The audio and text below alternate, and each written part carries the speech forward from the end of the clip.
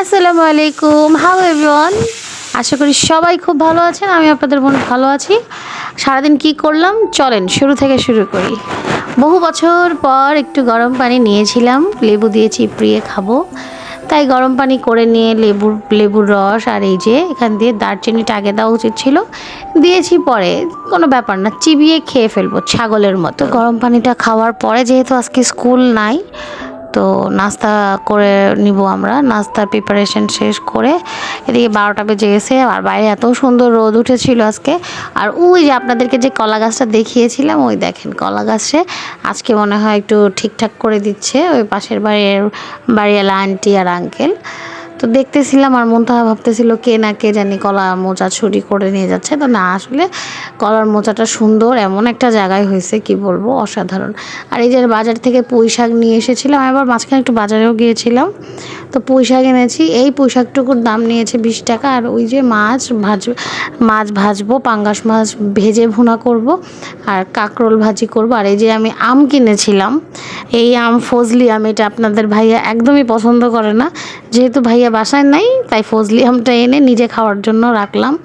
তো পাতলা পাতলা স্লাইস করে কেটে তাকে আমি একটু কাঁচামরিচ আর বিট লবণ দিয়ে মাখিয়ে এখন এটা খাবো আর কাজ করব। তো কারণ চিনি দিই, এখানে কোনো চিনি দিই না। আর এখান থেকে আমি ভাত বসিয়ে দিয়েছি। আলহামদুলিল্লাহ খুব তাড়াতাড়ি আমাদের লাঞ্চ রেডি হয়ে যাবে। আর এই যে মাছগুলো সুন্দর একদম গরম গরম তেলের মধ্যে দিয়ে ভেজে নিব সুন্দর করে, কারণ আমার মেয়ে পাঙ্গাস মাছ খুব পছন্দ করে। আর ওই দিনের মাছটা রান্না করাটা খুব মজা হয়েছিল, কারণ মাছে আমি লবণ মাখিয়ে রেখেছিলাম। আর সেই পাঙ্গাস মাছের সাথে একটু পুঁই শাকও দিয়ে দিলাম, কারণ পুঁই শাক এত যে আমরা 3জন মানুষ খেয়ে শেষ করতে পারবো না। তো এখান দিয়ে রান্না বান্না করতে করতে কিছু কথা আপনাদের।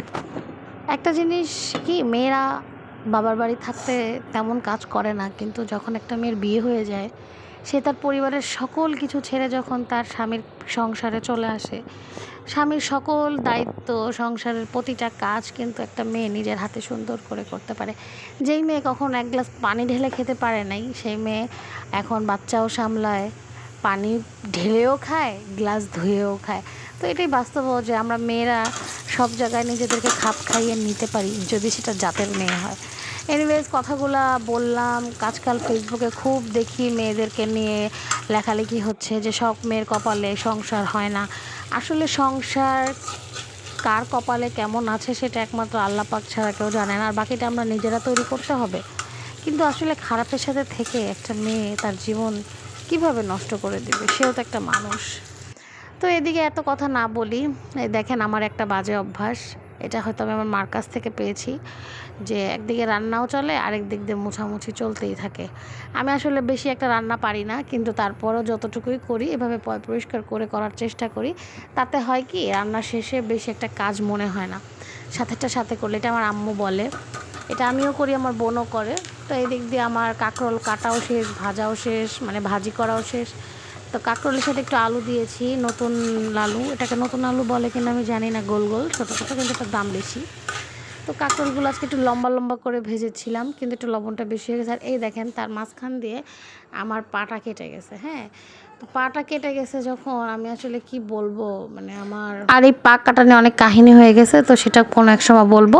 এদিকে দুপুরের খাবার আমরা কমপ্লিট করবো আলহামদুলিল্লাহ। মুনতাহা গোসল করে ফ্রেশ হয়ে গিয়েছে।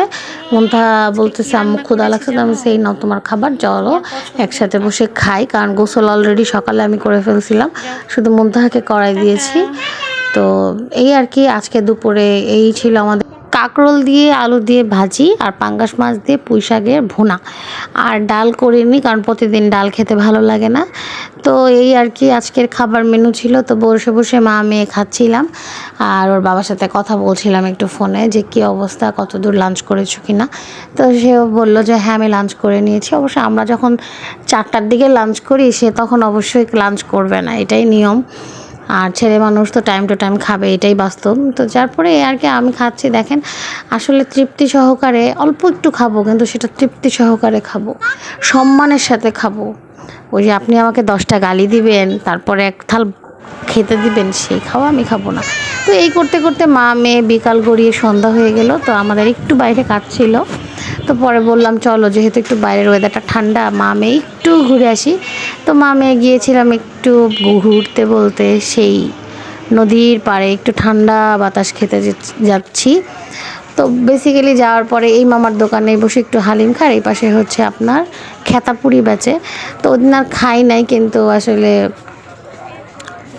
আপনার হালিমটাই খেয়েছি।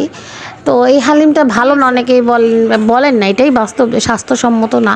কিন্তু ওই যে আমরা তো ছোট থেকে খেয়েই। আর পরের দিন দেখেন বিশাল বড় এক কাঁঠাল নিয়ে হাজির। হ্যাঁ, কারণ কাঁঠাল খাবো না, কাঁঠালের বিচি নিব। তো আর এই দেখেন ময়না কাঁঠালটা ভাঙছে দেখে আমার ফেসবুকে অনেকে আমাকে ইনবক্সে বলছেন যে বাসার হেল্পিং হ্যান্ডকে দিয়ে কেন কাঁঠাল ভাঙালেন আপু, আপনি কি এটা খাবেন না কেন ভাই? ওদের হাতের কাজ, ওদের হাতের পেঁয়াজ কাটা আমরা খেতে পারি, ওদের হাত দিয়ে আমাদের ঘরটা তো সুন্দর করে পরিষ্কার করে দেয়।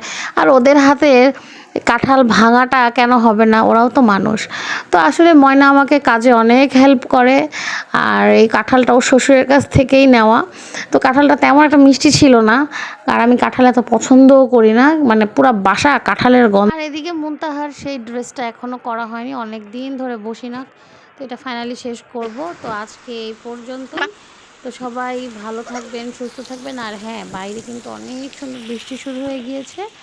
তো মুনতাহাকে বলতেছিলাম, মুনতাহা রুটি খেতে চাচ্ছিল, তো আজকে রুটি বানাবো।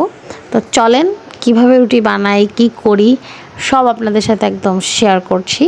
ভিডিওটা কিন্তু দেখতে থাকেন। হাই, হ্যালো আপুরা, কি অবস্থা? তো আজকে আমি রুটি বানাবো রাতে।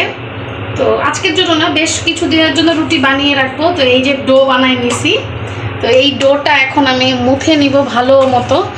তো এটা গরম গরম পানি যেটা বলে, কাঁচা না, এটা হলো আপনার সিদ্ধ আটার ডো, তাই এই কারণে এরকম আপনারা দেখলেই বুঝবেন। এই যে, তো এটা আরও নরম হবে, নরম হলে দেন আমি এটাকে এখানে বানাবো। বানানোর পরে এটাকে ফ্রোজেন করব আর কিছু এখন খাবো। তো আপনাদের সাথে রুটি বানাতে বানাতে পরে দেখা হচ্ছে। আল্লাহ হাফেজ দিয়ে দাও। টাটা। আমু কি করো? রুটি বানাই। এই যে তো, এই যে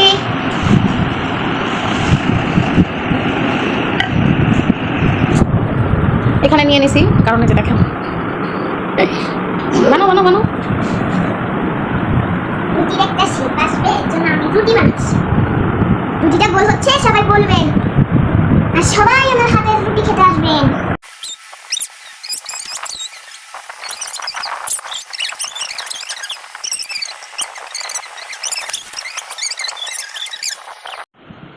ওয়াও, রুটি বানিয়েছো মা? দেখাও সবাইকে, আন্টিদেরকে, আঙ্কেলদেরকে। রুটিটা আমার হাতে একটা দাও তো। কেন? ছিঁড়ে যাবে। তো এগুলো এখন খাবো, খেয়ে তারপরে আবার এগুলো বানাবো। দেখাও। এই রুটি দুটা। আচ্ছা, তাহলে আমি এখন রান্না করে যাই। Bye bye. রুটি তুমি রাখবা।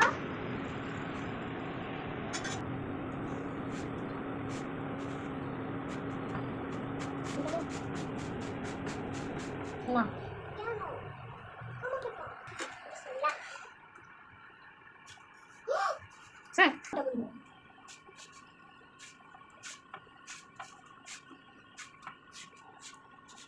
তো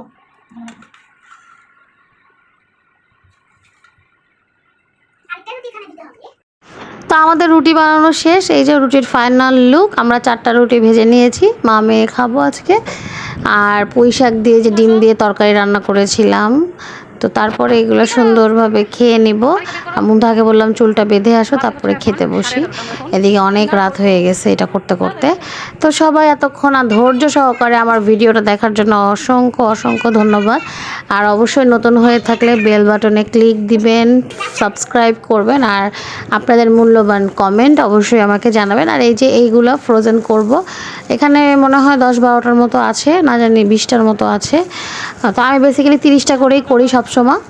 তো আজকে এই রুটি বানানো, রান্না করা, আমার যাবতীয় সংসারের কাজ সবই দেখালাম 2 দিনে কি কি করেছি। তো এখানে 2 দিনের ব্লগ ছিল, তো সবাই দেখবেন, আর যারা দেখেছেন তাদেরকে অসংখ্য অসংখ্য ধন্যবাদ। তো এখানে যে আমরা খাওয়া দাওয়া শুরু করব, এখন আমরা আপনারা ফাইনালি এতক্ষণ মজা করে দেখলেন, তার জন্য অসংখ্য অসংখ্য ধন্যবাদ আপনাদেরকে। আল্লাহ হাফেজ, টাটা, তো বাই। রুটি বানাইছি, এখন হচ্ছে আমরা কি করব, খাবো। ডিনার করব।